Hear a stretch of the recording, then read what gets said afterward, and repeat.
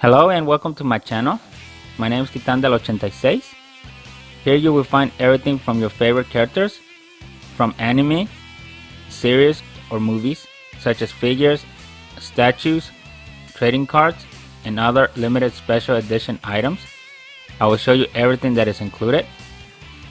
For example, we will discuss the design of the box, how it's packaged, the design of the figure, the articulation points, the accessories that are included, and we will see our favorite characters in special scenes. And you never know, you might see other characters make special guest appearances, so you can decide whether it's worth getting or not. Subscribe and join me on new weekly adventures. Now let's start the show. Let's go. Hello ladies and gentlemen, welcome to my channel. My name is Titan del 86, and today from Marvel and Hasbro I present to you these Marvel Legends showing Psylocke fighting Thanos. On the side you have the game version of Psylocke.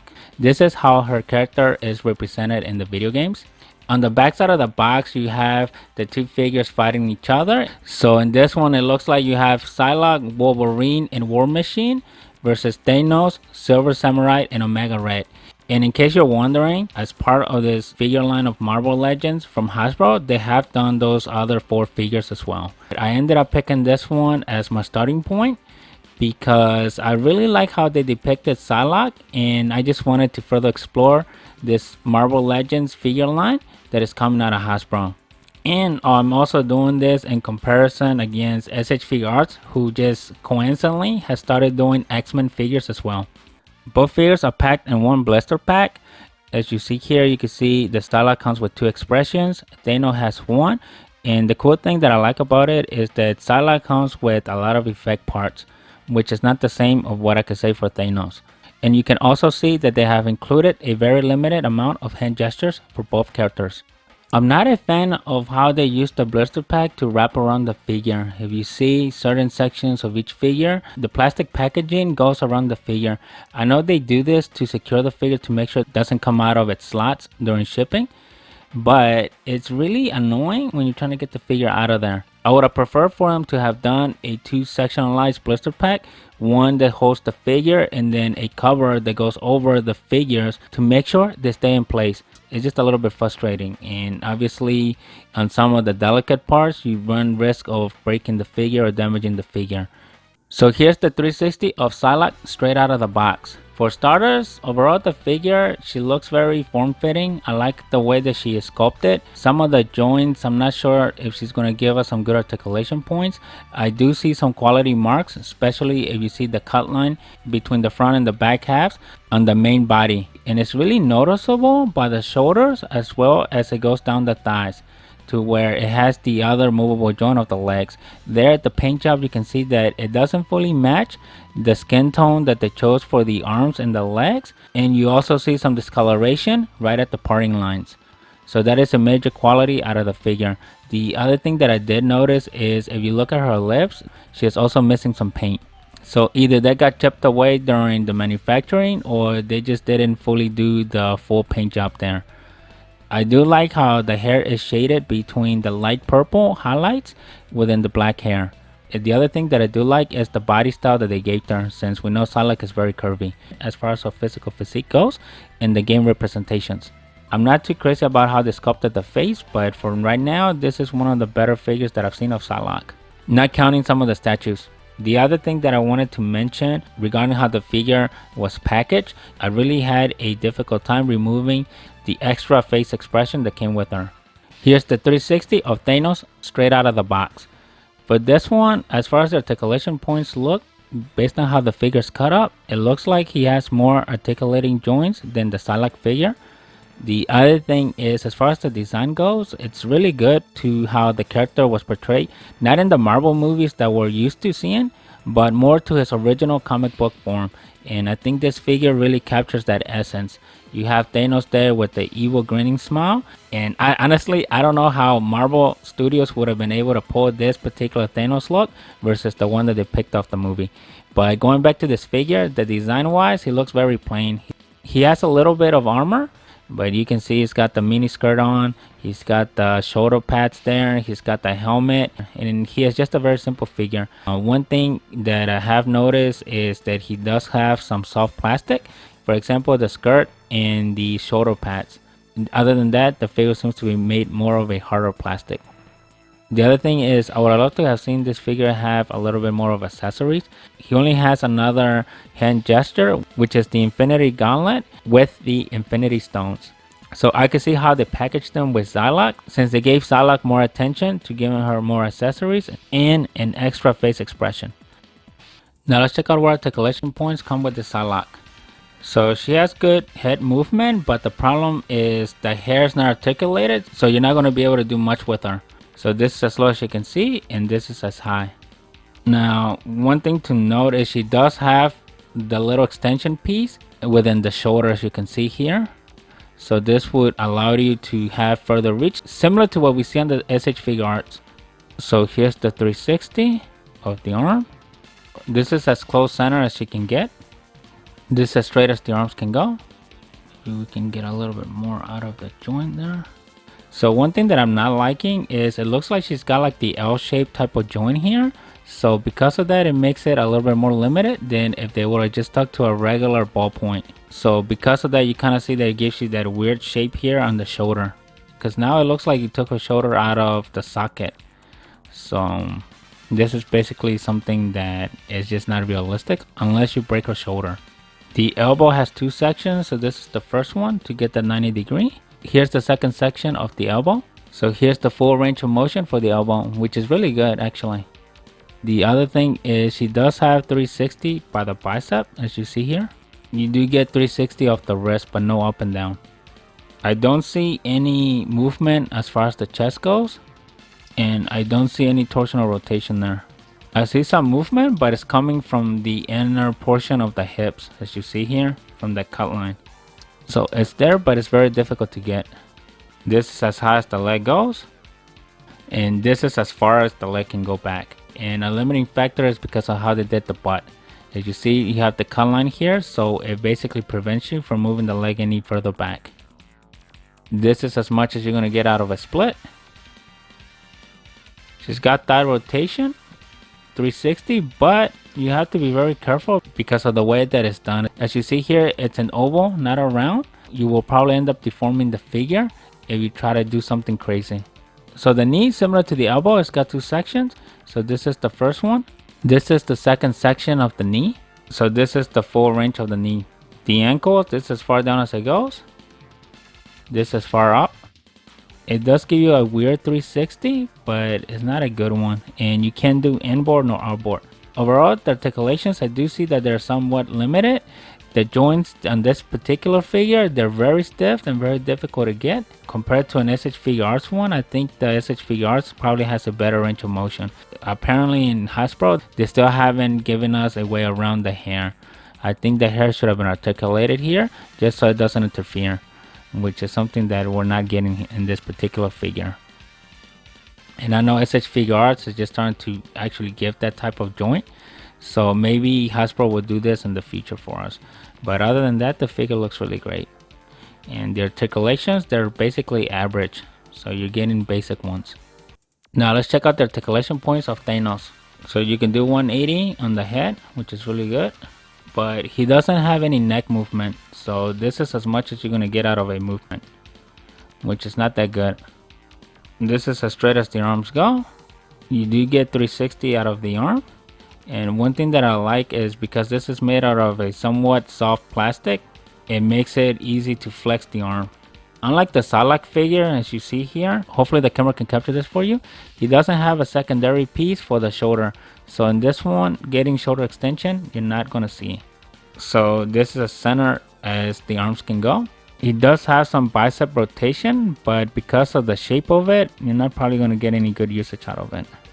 This is as much as you're getting out of that elbow because the arms are really thick, and just because of how they shape the bicep and everything, you're not going to get much out of it. So this is as much as you're getting, which is very limited actually. The hand, you get 180 out of it, and if you see that, he does have the ability to go up and down on it, but because of how the gauntlet in this whole section really is, it's basically blocking the movement. Here's the chest movement. This is as far as I can go. So it's only coming through the biceps, as you see the cut line there. There's no torsional rotation. This is as high as the leg can go, and you can see they gave us a little cut line here just so the skirt doesn't interfere with the movement. But again, this is as far back as the leg's gonna go, and that is because of how they did the butt, as you see here, similar to what we saw on the Psylocke figure. And this is as far as you're gonna go with the split. He does have some good thigh rotation, and this one's a little bit better than the Psylocke one because obviously it's not an oval, so it's not gonna fully deform the figure, just based on how that was done. Here's one half of the knee movement, since it comes in two sections. Here's the second half.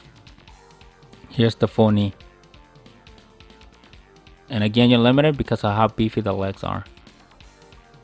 For the ankles, this is as far up as it goes. And this is as far down. There's no inboard and no outboard, and I don't think you can rotate it based on what I see here. So overall, similar to the Psylocke figure, the articulations are just average, and the joints are very stiff to get the articulation points out. Again, once we do the Cyclops figure, we'll do a comparison to see who's actually giving us more articulation on these Marvel figures based off the video games. For this scene, I have Psylocke with her energy blade, and she was able to borrow Shinosakawa's nurturing sword. She's got the neutral expression where she's basically ready to combat. If you like what you're seeing, don't forget to leave a like, subscribe to the channel, and share the video. I added the nurturing sword because I noticed that one of Psylocke's wrists actually had the ability to hold something. In the accessories and everything that came with her, there's nothing for her to actually physically hold. Psylocke comes with the accessories for Side Flash, Side Blade, and Side Mainstream. Hopefully I pronounced that right. So this particular wrist style didn't really match anything that I was expecting, since technically our weapons are energy based, so they don't require anything to be held. And also with the fact that Psylocke is usually depicted with a ninja sword, so therefore this wrist didn't really do anything in particular, since she technically didn't have anything to hold. So here she basically talked to Shinosakawa, so she was able to borrow his nurturing sword. So there you have it. And honestly, she looks good with the sword. It would have been something nice for Hasbro to have included with the figure, but obviously we didn't get that. But I do like the other accessories that came with her. As far as the articulation points go for the figure, they're not the best, but they're also not that bad. You could actually still make pretty decent poses with her, just using some of your imagination. And at this point, it is the only articulating figure that I'm aware of that is actually done well. I think as of right now, this is one of the best ones to have in the collection, especially if you're a big Psylocke fan. They're just starting to come out with some statues that depict her. For this scene, I have Psylocke doing the side maelstrom. Hopefully I'm pronouncing that right. That was one of the moves from Marvel superheroes, which is basically a super version of the side blade. For this scene, I gave her the action expression, which is basically her teeth grinting. I feel like on this one, Hasbro really missed the face sculpture of the character. And that is something that Hasbro has in general, and that's why I didn't buy their Marvel figures. And similar with S.H.Figuarts, where they just really struggle to capture those human faces to make them look accurate like the actual character. But on this one, I feel like she's got a good expression and everything. I just feel like they missed the mark on capturing her actual look, especially when you compare it to how she appeared in the video games. As far as the body sculpture goes, it's very similar to how she is presented in the video games. I just feel like the articulation is lacking a little bit, and same thing with the face sculpture. I think those are the only two shortcomings on the figure. I do like the accessories on this one for the psychic blades. One thing is, I know in the stock photos she is depicted with actual wrists, but on this one I tried putting the wrist to go with the blades. It just didn't look right. They look really crooked. And if you look closely at the energy blades, you see that they didn't really leave a cutout for the hands to actually go through.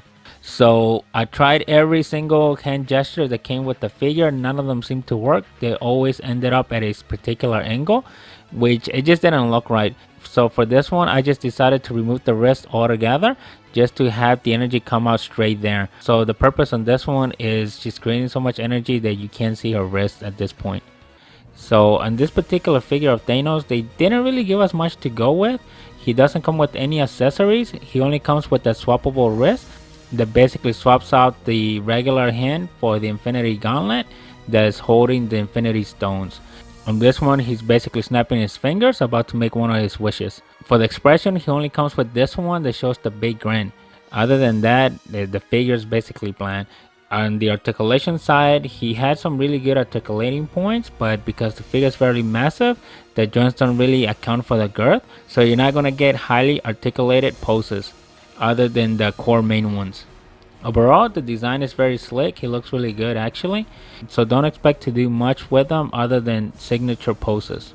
So in this one, I have Thanos about to snap his wrist to make his wish since he has all the Infinity Stones, as Psylocke starting to do the Side Flash. For Psylocke's Side Flash, she comes with that butterfly looking piece that goes into her face. This particular accessory is very thin and is very fragile, so be very careful.